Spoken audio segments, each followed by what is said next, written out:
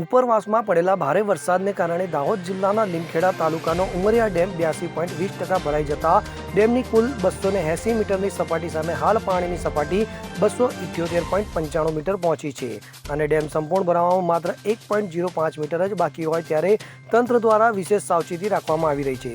તો હાલ ડેમમાં 294 ક્યુસેક પાણીની આવક ચાલુ રહેતા અને હવામાન વિભાગની ભારે વરસાદની આગાહીને પગલે ઉમરિયા ડેમને હાઈ એલર્ટ સ્ટેજ ઉપર મૂકવામાં આવ્યો છે।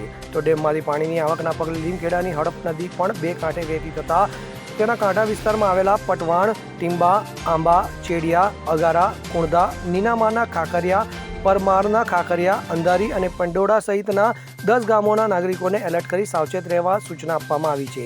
તો પરિસ્થિતિની ગંભીરતાને ધ્યાને રાખી વહીવટીતંત્ર દ્વારા નદીના તટ કે તેની નજીકના વિસ્તારમાં અવરજવર ન કરવા માટે ગ્રામજનોને તાકીદ સૂચના આપવામાં આવી છે।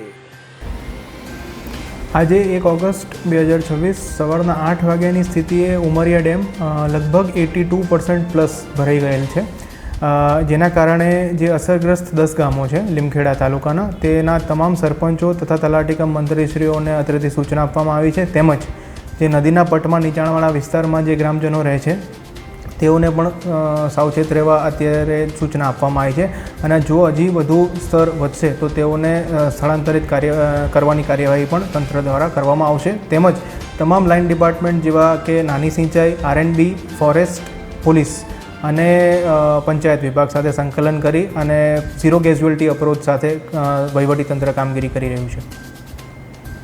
જાબીર શુક્લા સાથે CN24 ન્યૂઝ, દેવગઢ બારિયા।